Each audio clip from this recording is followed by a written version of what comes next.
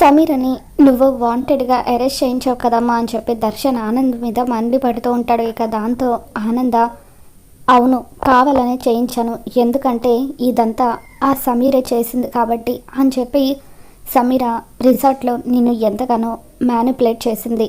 అక్కడ జరిగిందంతా కూడా శరణ్య నాతో చెప్పింది.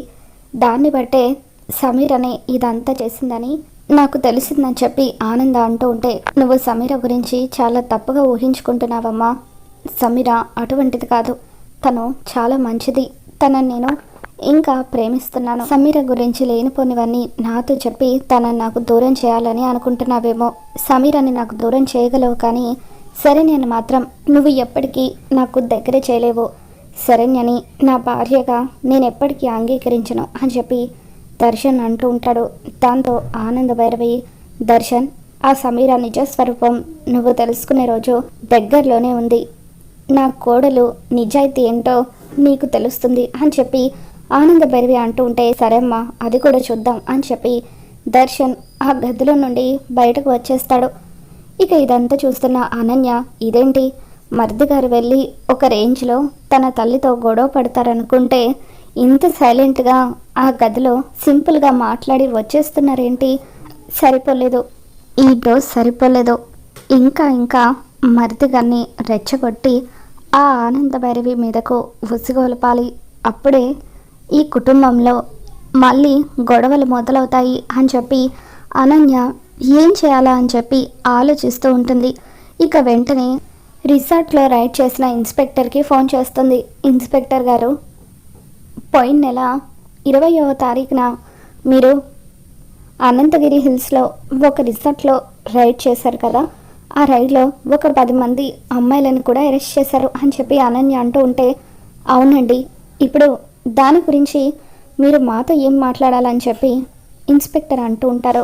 దాంతో అనన్య, ఆ రైడ్లో మీరు అరెస్ట్ చేసిన వాళ్ళల్లో ఆనంద భైరవి కోడలు కూడా ఉన్నారు. ది గ్రేట్ ఆనంద భైరవి గారి గురించి మీరు వినే ఉంటారు కదా అని చెప్పి అనన్య అంటూ ఉంటే, అవునండి, ఆనంద భైరవి గారి గురించి నేను కూడా చాలా విన్నాను. ఆవిడ సిటీలోనే ఒక గొప్ప వ్యాపారవేత్త. ఆవిడ కోడలు శరణ్యన అని చెప్పి ఇన్స్పెక్టర్ అంటూ ఉంటే, ఎగ్జాక్ట్లీ ఇన్స్పెక్టర్ గారు, శరణ్యనే ఆవిడ కోడలు అని చెప్పి అనన్య అంటూ ఉంటుంది.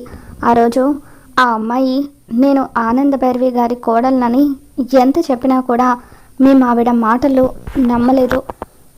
కావాలంటే ఒకసారి ఫోన్లో కూడా చెప్పించమన్నాము, కానీ ఆ అమ్మాయి ఎవరితోనూ ఆ విషయాన్ని చెప్పించలేదు అని చెప్పి ఇన్స్పెక్టర్ అంటూ ఉంటారు.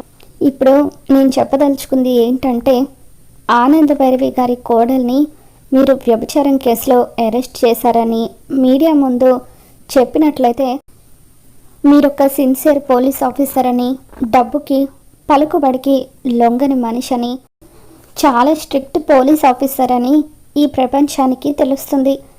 అలా జరగడం వల్ల మీకు ప్రమోషన్ కూడా రావచ్చు. అందుకే ప్రెస్ మీట్లో మీరు ఆవిడ కోడల్ని అరెస్ట్ చేసిన విషయం చెబితే మీ పేరు ప్రఖ్యాతలు పెరుగుతాయి అని చెప్పి అనన్య ఆ ఇన్స్పెక్టర్ని రెచ్చగొడుతుంది. అవునండి, మీరు చెప్పింది కరెక్టే, చాలా రోజులుగా నేను కూడా ప్రమోషన్ కోసం ట్రై చేస్తున్నాను.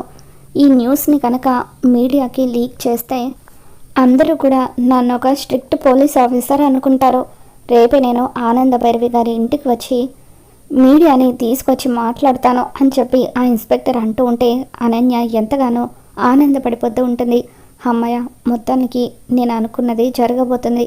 శరణ్యని పోలీసులు వ్యభిచారం కేసులో అరెస్ట్ చేశారని రేపు మీడియా వాళ్ళు అన్ని న్యూస్ ఛానల్స్లో శరణ్య ఫోటోతో సహా డిస్ప్లే చేస్తారు. ఇకప్పుడు ఆనంద భైరవి పరువు పోవడం ఖాయం అని చెప్పి అనన్య ఎంతగానో ఆనందపడిపోతూ ఉంటుంది. ఇక రాత్రి పూట అందరూ కూడా డైనింగ్ టేబుల్ దగ్గర కూర్చొని డిన్నర్ చేస్తూ ఉంటారు. అప్పుడు శరణ్య అందరికీ వడ్డిస్తూ ఉంటే లీలావతి శరణ్యతో, అమ్మ శరణ్య, నువ్వు అసలే ఇన్ని రోజులు రెస్ట్ లేకుండా ఉన్నావు, ఇప్పుడు ఎందుకమ్మా నీకు ఈ పనులన్నీ, నువ్వు కూర్చో, అనన్య ఉంది కదా, అనన్య వడ్డిస్తుందిలే అని చెప్పి అంటూ ఉంటే, అది కాదత్తయ్య అని చెప్పి శరణ్య చెప్పబోతూ ఉంటే, కూర్చో శరణ్య అంటూ ఆనంద భైరవి శరణ్యని బలవంతంగా డైనింగ్ టేబుల్ దగ్గర కూర్చోబెడుతుంది. ఇకప్పుడు అనన్య, అదేమో ఓనర్ లాగా కూర్చొని మీతో పాటు భోజనం చేస్తూ ఉంటే నేను ఒక పని మనిషిలాగా మీ అందరికీ వడ్డించాలా అని చెప్పి మనసులో అనుకొని ఆ శరణ్యని ఎన్ని రోజులు మీరంతా నెత్తికెక్కించుకుంటారో నేను కూడా చూస్తాను. రేపు ఒక్కసారి మీడియా వాళ్ళు వచ్చి వెళ్తే దాన్ని మీరంతా కూడా చీకొడతారు అని చెప్పి అనన్య అనుకుంటుంది. అలా అందరికీ భోజనాలు వడ్డిస్తూ ఉండగా అనన్యకి ఫోన్ వచ్చినట్టుగా నటిస్తూ ఉంటుంది. చెప్పండి ఇన్స్పెక్టర్ గారు అని చెప్పి అనన్య అంటూ ఉంటే ఇక మీడియా వాళ్ళతో సహా రేపే మేము ఆనంద భైరవి గారి ఇంటికి వస్తున్నాము, ప్రెస్ మీట్ పెడుతున్నాము అని చెప్పి ఇన్స్పెక్టర్ చెప్పడంతో అనన్య అలాగే ఇన్స్పెక్టర్ గారు అని చెప్పి ఫోన్ పెట్టేసిన తర్వాత ఏంటనన్య ఇన్స్పెక్టర్ అంటున్నావేంట అని చెప్పి లీలావతి అడుగుతూ ఉంటే ఇందాక ల్యాండ్ ఫోన్కి ఇన్స్పెక్టర్ గారు ఫోన్ చేశారు అత్తయ్య, ఏదైనా అవసరం ఉంటే ఫోన్ చేయమని నేనే నా నెంబర్ ఇచ్చాను. ఇన్స్పెక్టర్ గారు మాట్లాడుతూ మొన్న శరణ్య దర్శన్ వాళ్ళు వెళ్ళిన రిసార్ట్లో ఏవేవో ఇన్సిడెంట్స్ జరిగాయట, పైగా తను కిడ్నాప్ కూడా అయింది కదా, దాంతోపాటు ఏదో మర్డర్ కూడా జరిగిందట. అందుకే ఈ విషయాల గురించి రేపు పోలీసులు మన ఇంటి ముందు ప్రెస్ మీట్ పెట్టబోతున్నారు అని చెప్పి అనన్య అంటూ ఉంటుంది. ఇక దాంతో శరణ్య లహరి ఇద్దరు కూడా టెన్షన్ పడిపోతూ ఉంటారు. రేపు ప్రెస్ మీట్లో పోలీసులు నన్ను అరెస్ట్ చేసిన విషయం గురించి కూడా మాట్లాడతారా అని చెప్పి శరణ్య టెన్షన్ పడుతూ ఉంటే ఇకప్పుడు లహరి మహేష్ని తను చంపేసిన విషయం ఎక్కడ బయటపడిపోతుందా అని చెప్పి ఎంతగానో భయపడిపోతూ ఉంటుంది. వాళ్ళందరూ అలా టెన్షన్ పడుతూ ఉండడాన్ని గమనించిన అనన్య అబ్బా ఇప్పుడు వీళ్ళందరి మొహాలు చూస్తూ ఉంటే మనసుకి ఎంత ప్రశాంతంగా అనిపిస్తుందో. రేపు పోలీసులు వచ్చి ఫోటోలతో సహా ప్రెస్ ముందు ఎవరెవరిని వ్యభిచారం కేసులో అరెస్ట్ అయ్యారో చెప్తూ ఉంటే వీళ్ళ మొహాల్లో ఉన్న బాధని భయాన్ని ఇంకా చూడాలనిపిస్తుంది. రేపటి వరకు నేను చాలా ప్రశాంతంగా నిద్రపోవచ్చు అని చెప్పి అనన్య అనుకుంటుంది. మరోపక్క శరణ్య గదిలోకి వెళ్ళిన తర్వాత ఈ విషయం గురించి ఆలోచిస్తూ ఉంటుంది. ఇక అప్పుడే ఆనంద శరణ్య దగ్గరికి వచ్చి ఏమైందమ్మా ఎందుకు అంతలా టెన్షన్ పడిపోతున్నావు అని చెప్పి అంటూ ఉంటే అత్తయ్యగారు అనన్య అక్క చెప్పింది విన్నారు కదా, రేపు పోలీసులు మన ఇంట్లో ప్రెస్ మీట్ పెట్టబోతున్నారట. ఆ ప్రెస్ మీట్లో నేను వ్యభిచారం కేసులో అరెస్ట్ అయ్యానన్న విషయాన్ని పోలీసులు చెప్తే అప్పుడు మన ఇంటి పరువు పోతుంది అత్తయ్య అని చెప్పి శరణ్య అంటూ ఉంటుంది. నువ్వేం బాధపడకు శరణ్య, ఎట్టి పరిస్థితుల్లోనూ మన కుటుంబం పరువు పోకుండా చూసుకునే బాధ్యత నాదని చెప్పి ఆనంద అంటూ ఉంటుంది.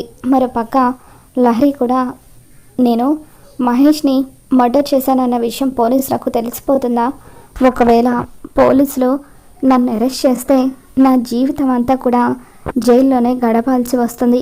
అనవసరంగా ఆ రోజు అనన్య వదిన మాటలు విని నేను తప్పు చేశాను అని చెప్పి లహరి ఎంతగానో బాధపడుతూ ఉంటుంది.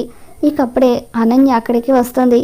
ఏంటి లహరి భయపడుతున్నావా అని చెప్పి అంటూ ఉంటే అవును వదిన, అసలు ఆ రోజు నువ్వు అనవసరంగా ఆ మందిచ్చి నన్ను అక్కడికి వెళ్ళమని సలహా ఇచ్చావు. ఒక విధంగా చెప్పాలంటే నువ్విచ్చిన ఆ మందు వల్లే మహేష్ చనిపోయాడు అని చెప్పి లహరి అంటూ ఉంటుంది. ఇది చాలా బాగుంది లహరి, ఏదో నువ్వు నన్ను ఐడియా అడిగావు కాబట్టి నాకు తోచిన సలహా నేను ఇచ్చాను, అంత మాత్రాన నువ్వేమీ చిన్నపిల్లవి కాదు కదా నేను చెప్పిందల్లా చేయడానికి.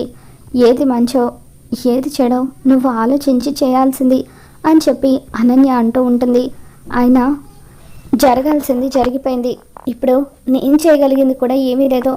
నువ్వు ఒకవేళ పోలీసులకు దొరికిపోయి నా పేరు చెప్పినా కూడా ఎవరు నన్ను ఏమీ చేయలేరు అని చెప్పి అనన్య అంటూ ఉంటుంది. చాటుగా ఉండి శరణ్య ఇదంతా కూడా వింటుంది. అంటే పాపం లహరికి ఆ మహేష్ని చంపమని సలహా ఇచ్చింది అనన్య అక్క అన్నమాట. ఈ అనన్య అక్క చేసిన పని వల్ల పాపం లహరి బాధపడుతుంది అని చెప్పి శరణ్య అనుకుంటుంది. అనన్య అక్కడి నుండి వెళ్ళిపోయిన తర్వాత శరణ్య లహరి దగ్గరికి వచ్చి ఏంటి లహరి భయపడుతున్నావా అని చెప్పి అంటూ ఉంటే లహరి వదిన అంటూ శరణ్యను పట్టుకుని ఏడుస్తూ ఉంటుంది. ఆ రోజు అనన్య వదిన ఇచ్చిన సలహా వల్లే నేను మహేష్కి జ్యూస్లో ఆ మందు కలిపి ఇచ్చాను, కానీ ఇలా జరుగుతుందని అస్సలు అనుకోలేదు. వదిన చెప్పేటప్పుడు అది మత్తు మందని ఇచ్చింది, కానీ తర్వాత అది విషంగా ఎలా మారిందో తెలియడం లేదు అని చెప్పి లహరి అంటూ ఉంటుంది. ఇకప్పుడు శరణ్య, నువ్వేమీ టెన్షన్ పడకు లహరి, ఎలాగైనా సరే నిన్ను నేను సేవ్ చేస్తాను. రేపు ఉదయం పోలీసులు వచ్చినప్పుడు కూడా నువ్వు అనవసరంగా కంగారు పడుకో, వాళ్లకు నీ మీద డౌట్ వచ్చేలాగా చేయొద్దు అని చెప్పి శరణ్య ఎటువంటి పరిస్థితి వచ్చినా కూడా నేను చూసుకుంటానంటూ లహరికి ధైర్యం చెప్తూ ఉంటుంది. మరోపక్క ఆనంద రాత్రంతా నిద్రపోకుండా శరణ్యని ఎలా కాపాడాలా అని చెప్పి ఆలోచిస్తూనే ఉంటుంది. తర్వాత రోజు ఉదయాన్నే ఇంటికి పోలీసులు వస్తారు, ప్రెస్ వాళ్ళు కూడా వస్తారు. అమ్మయ్య, వీళ్ళంతా వచ్చేసారు, కాసేపట్లో ఆనంద పరువు పోబోతుంది అని చెప్పి అనన్య అనుకుంటుంది.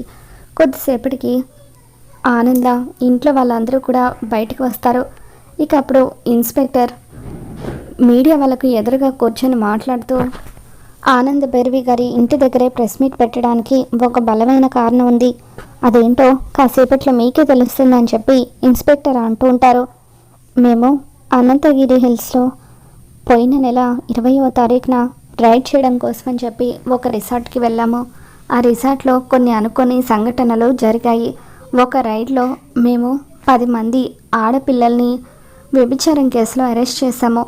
ఆ 10 మంది ఫోటోలు ఇప్పుడు మేము స్క్రీన్ మీద డిస్ప్లే చేయబోతున్నామని చెప్పి పోలీసులు అంటూ ఉంటే, ఇకప్పుడు మీడియా వాళ్ళు ఆ ఫొటోస్ అన్నిటినీ కూడా కవర్ చేస్తూ ఉంటారు.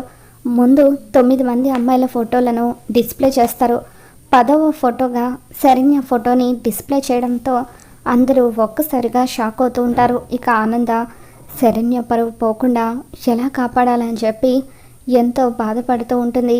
ఇక దాంతో మీడియా వాళ్ళు శరణ్య ఫోటోని చూడగానే ఒక్కసారిగా షాక్ అవుతూ, ఈవిడ ఆనంద భైరవి గారి కోడలు కదా, అంటే ఆనంద భైరవి గారి కోడలు కూడా వ్యభిచారం కేసులో అరెస్ట్ అయిందా అని చెప్పి వాళ్ళందరూ కూడా షాక్ అవుతూ ఉంటారు.